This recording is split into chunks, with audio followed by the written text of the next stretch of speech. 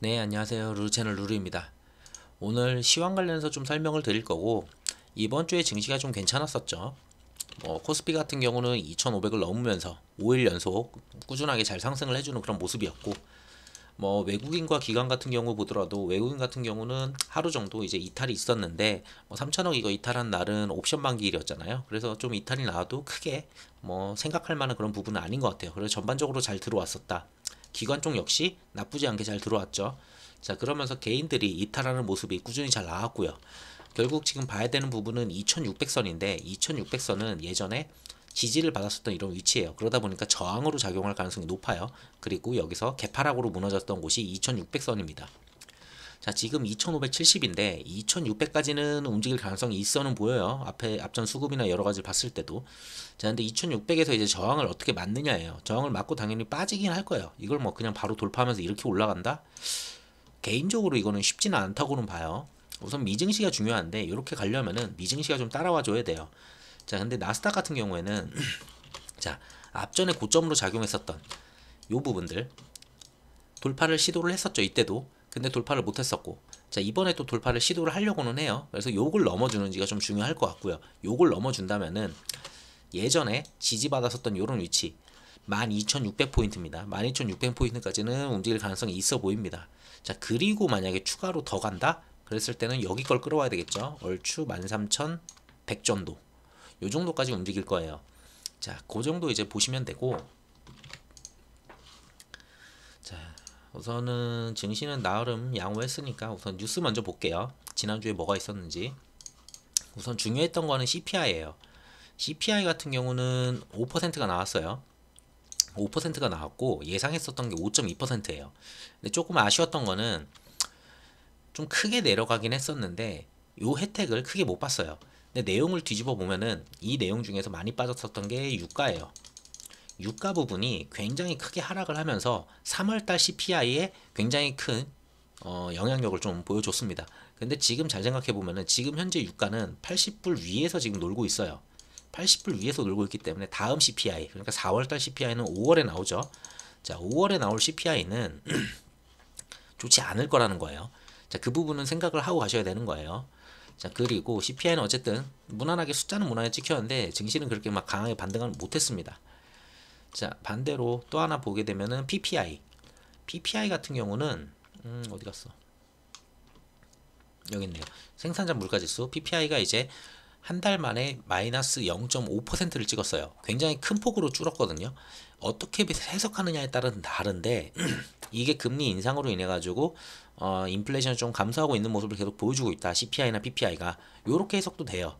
근데 반대로 보면은 침체로 들어가고 있다라고도 해석을 할 수가 있어요.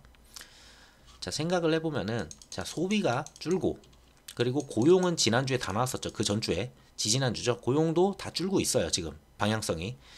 자, 소비 줄고 고용 줄고 그리고 지금 어, 생산자 물가지수 이것도 줄고. 자, 그랬을 때는 소비가 줄니까 생산자 물가지수가 줄 수밖에 없어요. 왜?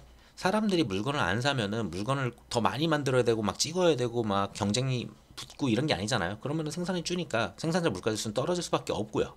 자, 그러면은 결국은 기업들은 결국은 돈을 못 번다는 얘기예요. 돈을 못 벌면은 기업의 투자가 줄어요. 투자가 이제 줄게 되고, 자, 투자가 줄고 고용이 그럼 당연히 줄겠죠. 기업들이 투자도 줄고 고용도 또 줄여요. 결국 이게 뭐냐? 계속 이 반복되는 게 이게 침체다. 그래서 요거를 갖다 해석할 때 소비가 줄었고 고용 줄었고 생산자 물가에서 줄었고 이거 인플레이션 잡히네. 인플레이션 잡히면은 금리 인하하겠네. 금리 인하하면은 지수 올라가겠네. 요렇게 해석을 할 수도 있고요.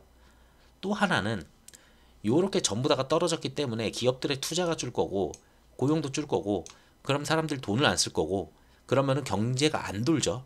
그러면서 침체로 가겠네. 이렇게 보는 방향들이 있어요. 계속 두 가지 방향이라고 전부 다 계속 말씀을 드려왔는데 이 두 가지 방향 중에서 어떻게 갈 거냐 요게 좀 중요해요. 그래서 요 정도 데이터들이 나왔는데 데이터들은 전 나쁘지 않다고 봐요.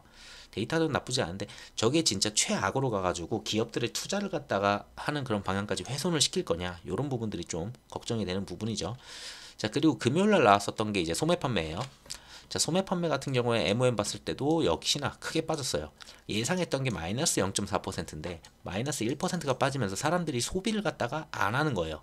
자, 그만큼 이제 돈을 갖다가 막 이제 꽁꽁 싸매기 시작했고, 왜냐하면 고용지표에서도 분명히 봤다시피 주간 임금이 줄었어요. 그러니까 돈을 버는 게 금액 자체가 전체적으로 줄었는데, 그러면 당연히 소비가 줄 거고, 소비가 줄었으니까 생산자 물가가 주는 거고, 결국 그 다음에는 기업이 투자를 줄일 거냐, 요게 이제 관건인 것 같아요. 어쨌든 전반적으로 인플레이션이 잡힌다라는 모습은 좀 보입니다. 자, 그리고 앞에서 지금 말씀드린 거 뭐 이제 CPI, PPI, 소매 판매 간단하게 좀 뉴스로 좀 말씀을 드릴게요. 자, CPI는 둔화를 했는데 그날 지수가 크게 못 올랐어요. 미증시 같은 경우에. 그날 동일하게 나왔었던 게 FOMC 의사록이에요. 자, 그럼 FOMC 의사록에서 이제 뭔가 하락을 만들어 줬는데 뭐가 나왔었느냐? 자, 연준에서 FOMC에서 뭐라고 얘기했냐면은 연말에 가벼운 침체를 갖다 겪을 것이다. 향후에 2년에 걸쳐서 회복을 할 것이다. 이 말은 즉슨 연말에 침체로 들어가서 기업들 투자도 줄고 전체적으로 생산도 좀 줄고 뭔가 다 줄 거예요. 그리고 사람들이 소비도 안 하고, 그러니까 돈이 좀 굳는 형태로 갈 거고, 자, 그리고 그게 강하진 않지만 약하게 좀 올 거고, 향후 2년에 걸쳐서 회복을 한다. 이거는 옆으로 횡보할 가능성이 높다는 거예요. 뭐 지수가 빠질 수도 있겠지만 박스권으로 횡보할 가능성이 높다. 그러면서 이제 금리 인하를 때리면서 조금씩 살려주는 모습이 나오겠죠. 자, 이런 식으로 이제 연준은 얘기를 했었나 봐요. 그러면서 이거는 지표들이 좋았지만 침체로 갈 거야 라고 이제 사람들이 생각을 하니까 지수가 크게 반등하지 못했었던 그런 케이스인 것 같습니다. 자, 이건 유가인데 아까 CPI가 잘 나왔다고 했잖아요. CPI에서 진짜 유가 부분이 크게 혜택을 봤었던 게 여기가 3월이에요. 자, 여기부터 여기까지만 보면 돼요. 3월달 거는. 근데 쭉 보셔도 3월달에는 66불, 68불, 70불, 70불 아래에서만 굉장히 많은 날들을 갖다가 여기서 포진해 있어요. 그리고 많이 올라왔다 하더라도 뭐 70 몇 불밖에 안 되죠. 자, 근데 4월로 볼게요. 4월 같은 경우는 80불이 그냥 시작이에요. 80불부터 시작해가지고 그냥 80불대에서 계속 움직여요. 이 이야기는 이번 CPI에서는 유가 때문에 큰 폭으로 빠져서 5%가 나왔지만 다음 CPI에서는 유가 때문에 역으로 올라가지고 예상치 자체가 올라갈 수가 있어요. 지금은 CPI가 계속 어쨌든 내려가는 모습이잖아요. 5%가 내려왔으니까. 근데 올라갈 가능성이 있다는 거예요. 그래서 연준은 다음번에 금리 인상을 하겠다라고 계속 얘기를 하는 거고요. 뭐 이슈가 됐었던 거는 금융 리스크였는데 금융권 리스크는 어느 정도 해소가 됐죠. 한 2주 정도 동안 파산만 더 이상 나오지 않으면 문제가 없다라고 말씀을 드렸는데 지금 한 2에서 3주 지났잖아요. 추가 파산이 없었다는 거는 그만큼 이제 안정적으로 이제 좀 돌아가고 있다. 이렇게 좀 해석할 수 있을 것 같습니다. 그래서 금리를 올릴 거다. 이 정도 보시면 돼요. 자, 아까 전에 말씀드렸었던 그 PPI. 뭐 PPI 이제 3년 만에 최대폭으로 하락을 했다. 3월에 PPI 0.5% 이제 내려갔다. 괜찮은 부분이에요, 이것도. 그래서 나쁘진 않았다. 아까도 설명드렸던 거고. 그리고 소매 판매. 미국 소매 판매 아까 전에 1% 이제 줄었죠. 자, 1%가 줄었고, 인플레와 고금리의 경기 둔화. 자, 이 경기 둔화를 갖다가 인플레가 이제 내려간다라고 생각을 할 거냐, 아니면은 경기가 이제 둔화돼서 침체로 가는 걸로 계산을 할 거냐, 요 정도 생각할 수 있을 것 같아요. 자, 이런 지표들이 좀 나왔었고, 다음 주는 특별한 지표가 없어요. 지표는 나올 거 다 나왔고, 다음 주부터 이제 실적 주간에 들어가고, 실적 나온 다음에 FOMC가 이제 진행이 된다. 요 정도 보시면 될 것 같아요. 자, 그리고 이번 주말에 금요일이었었죠. 그때부터 이제 금융권들이 이제 목요일이었었나? 그때부터 금융권들이 이제 막 실적들이 나왔었는데 대형은행들은 기록적인 실적을 보여줬어요. 그러니까 금융권의 리스크는 없다. 이런 식으로 좀 CEO들도 좀 얘기를 해줬어요. 그리고 주가도 뭐 JP모건 이런 애들 보면은 주가가 굉장히 잘 움직여줬고, 자, 그래가지고 미국 금융위기 사실상 끝났다. 이 금융위기라는 그거죠. 그 실리콘밸리 뱅크에서 이제 파생된 여기 있네요. 실리콘밸리 뱅크에서 자, 파생된 이제 금융 리스크가 이제 좀 끝났다라고 좀 얘기를 하고 있어요. 자, 그러면서 JP모건 같은 경우에 뭐 7% 이런 식으로 좀 움직여주는 그런 하루였었고, 자, 그 다른 은행들도 전부 다 괜찮게 움직였어요. 뭐 시티 같은 경우에도 주가가 금융주들이 괜찮게 전부 다 움직였었죠. 자, 이날 실적 발표를 한 대형 은행은 JP모건, 시티그룹, 웰스파고, 그리고 PNC 뭐 이런 거가 있었고, 전부 다 모두 다 매출과 이익이 급증을 했다. 그러니까 전혀 우리는 문제가 없다. 그리고 여기에 CEO들이 전부 다 얘기했었던 거는 최악의 상황은 이미 끝났다. 그러니까 더 이상 문제가 될 건 없다. 뭐 이런 정도를 얘기한 것 같아요. 자, 그리고 뭐 상황이 하나 있었는데 뭐 전반적으로 막 매우 강하다 이런 식인데, 침체가 올 거는 같지만 매우 약할 거라는 식으로 얘기를 했었어요. 뭐 분명히 그런 부분들도 여기서는 있습니다. 그러니까 침체는 다들 생각은 하는 거는 같아요. 뭐 다른 지표들을 저도 보더라도 침체는 오기는 올 건데 이걸 어떻게 잘 벗어날 거냐. 그리고 바이든이 지금 이제 이번이 그 3년 차잖아요. 자, 3년 차면은 솔직히 침체가 올 가능성이 있어도 이거를 어떻게든 살릴 수도 있어요. 돈을 찍어 누르든 뭘 방법을 하든 별의별 방법을 해서, 왜냐면 재선을 한다고 했었거든요. 재선 나간다고 했으니까 그럼 재선 전에 경기 침체해가지고 사람들 고용도 힘들고 돈도 못 쓰고 힘들게 만들 거냐? 그렇진 않을 거란 얘기예요. 그러니까 시장은 그렇게 보고 있어요. 어떤 분들은. 그래서 바이든은 어떻게든 이걸 살려주면서 이걸 침체를 최대한 끌고 갈 거다. 이렇게 보시는 분들이 있고, 그래서 연준에서도 약간 약한 침체 뭐 이 정도로 설명하는 것 같아요. 자, 어쨌든 저런 식으로 금융 리스크 부분이 좀 해소가 되니까 금리 인상 가능성이 더 높아졌죠. 금리 인하나 동결 가능성이 한때 높았었던 거는, 자, 실리콘밸리에서 이제 문제가 됐었던 부분들이 더 이슈가 되는 게 아니냐, 이거 금리 인상 더 하면은 니네 연준 때문이다, 이런 식이 됐었는데 금융권에서 특별한 문제가 안 보였었고 2주 동안 더 이상 파산하는 곳이 없었고, 그리고 대형은행들 전혀 문제가 없는 걸 보니까 그럼 금리 인상할 수 있겠네, 한 번 정도 더 할 수 있겠네 라고 하면서 이번 5월 2일하고 3일날 이제 진행되는 이제 이때 진행되는 게 대충 0.25% 올라가는 확률이 78%예요. 뭐 며칠 안 남았죠, 그렇게. 그러면 거의 기정사실이라고 좀 보여져요. 그래가지고 25bp는 올릴 가능성이 높다라고 좀 보여지고요. 자, 그 다음을 봤을 때는 특별하게 동결 가능성이 높고요. 그 다음에는 자, 7월달 역시나 동결이나 아니면은 금리 인하 조금 할 가능성도 있어요. 자, 9월달 같은 경우가 이제 금리 인하를 한번 때린다, 요 정도 나오고 있습니다. 그래서 5월 달에는, 다음 달에는 금리 인상 가능성이 매우 높다, 요 정도 생각하시면 될 것 같아요. 자, 그리고 다음 주에는 특별하게 매크로 데이터가 별로 없어요, 사실. 그래서 실적으로 이제 어떻게 움직이냐예요. 실적들이 어떻게 끌어주냐인데, 한 가지 월요일 날 장전에, 미장전에 이제 나오는 게 그 찰스 슈왑, 여기도 이제 금융주인데 여기가 조금 거슬리기는 해요. 그 문제가 있었던 이슈가 좀 있던 곳이다 보니까 얘네 같은 경우에 여기 실적에서 좀 문제가 있는 게 터지는지 그 정도 하나 좀 봐주시면 될 것 같고, 그 다음에 뱅크 오브 아메리카 뭐 대형 은행들은 전혀 문제가 없으니까 자, 넷플릭스 정도 볼 수 있을 것 같아요. 아무래도 기술주의 그 전반적으로 한번 끌어줄 수 있는 종목들은 넷플릭스 아닐까 해가지고 장 마감하고서 화요일날 넷플릭스 실적 나오는 거 보시면 될 것 같고, 그리고 수요일날 장전에 ASML, 그리고 뭐 쭉 보면은 가장 큰 건 테슬라죠. 사실상 봐야 되는 거는 테슬라 실적으로 이제 시장이 또 한번 움직일 거예요, 기술주들이. 자, 그래서 기술주들 움직일, 나스닥이 좀 움직일 수 있는 거는 여기 다 포진돼 있다. 그리고 TSMC, 그리고 PNG 정도, 요 정도 보여지네요. 그 정도 보시면 될 것 같아요. 뭐 랩리서치도 있긴 한데, 자, IT 이런 쪽들이 전부 다 포진돼 있고 기술주들이 전부 다 포진돼 있는 한 주라고 보시면 될 것 같아요. 다만 주 시작 전에 찰스 슈왑만 양호하다면은 이제 금융 리스크 정말 끝났네라고 이제 해석할 수 있겠죠.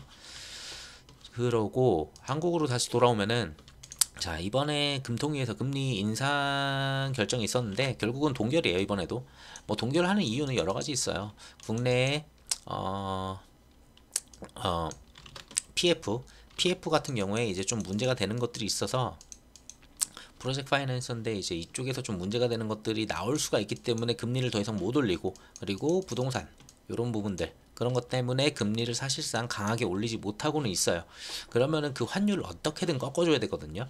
지금 한국 같은 경우에 지금 원화 가치가 굉장히 떨어지고 있어요. 자, 원화 가치가 미친 듯이 떨어지고 있고, 환율이 크게는 안 올라도 다른 국가들 뭐 유럽이나 어디든 전부 다 비교를 했을 때 원화 가치가 너무 빠져가지고 좀 좋진 않아요. 자, 그걸 막기 위해서 우선 당장의 방법으로는 국민연금에 이제 외환 스와프를 갖다가 결정을 하면서 환율이 좀 크게 내려가는 모습을 한번 보여줬습니다. 그래서 지금 1,300원 다시 또 유지를 하고는 있어요. 1,300 막 20원 막 넘어가고 막 고공행진을 하려고 했었는데 우선 요걸로 막았는데, 자, 요거 같은 경우에는 이거예요. 외환당국하고 국민연금하고 올 연말까지 350억 달러 한도 내에서 외환 스와프 거래를 갖다 실시하기로 했다. 그러니까 언제든지 돈을 갖다가 끌어다가 이제 달러를 갖다가 같이 가져올 수 있는, 뭐 땡겨올 수 있는 그걸 갖다 체결을 했으니까 이거 환율을 어떻게든 이렇게든 방어하겠다, 이런 거예요. 자, 환율을 볼게요. 원달러 환율 같은 경우 보시면은 이때 한번 강하게 내린 날 있죠. 1320원대에서 강하게 한번 내려가서 1300원까지 내려놨거든요. 그게 이제 국민연금이랑 수화프 맺은 거 그것 때문에 좀 강하게 내렸는데, 자 전반적으로 보더라도 꾸준히 올라가던 모습이에요. 요것만 빼면은 계속 올라가고 있었어요. 자 국내 시장 같은 경우는, 자 여기부터 꾸준히 올라가다가 요거 한 방으로 지금 내려놓긴 했는데, 요거 다시 또 올라갈 거예요 분명히. 아무리 저렇게 한다고 해도 환율이 금리가 너무 달라가지고. 자 근데 미국의 달러 지수를 볼게요. 달러 지수는 계속 내려왔어요. 그러면은 요게 이렇게 내려왔으면은 최소한 원달러 환율도 이 정도 각도로는 내려왔었어야 되거든요. 근데 그렇지 않았다는 거예요. 결국은 그렇지 않고 꾸준히 상승을 했다는 거는, 요거는 지금 금리 차가 조금 크게 벌어지다 보니까 문제가 조금 생기기는 하고 있다. 그리고 국내에 그 무역 수지 적자 이런 부분들이 계속 커지다 보니까 그 부분이 빨리 해소가 돼야 되는데 달러를 못 벌어오니까 그게 문제인 거죠. 그 부분들 때문에 계속 올라가는 모습을 좀 보여주고 있습니다. 언제까지 이렇게 구두로 계속 막을 수 있을지 모르겠어요. 우선 미국에서 나와야 되는 게, 환율이 어느 정도 정리가 좀 되려면은 다음 FOMC에서 올리죠. 금리 인상을 갖다 0.25를 갖다가 할 거예요. 요걸 마지막으로 올리면서 연설이 나와요. 파월 연설에서 이제 금리 인상은 끝이다. 이제 끝이다. 요거면은 환율은 정리가 될 거예요. 문제가 없어질 거예요. 그러면은 요 말만 나오면 되거든요. 그 다음번에 뭐 하느니 마느니 필요 없고 끝이다란 말만 나오면 돼요.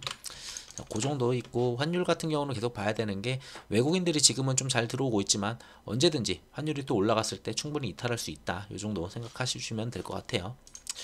자, 뭐 러시아나 이쪽 부분에서는 크게 문제가 되는 것도 없고, 이번 주에 볼 거는 단순히 딱 실적이에요.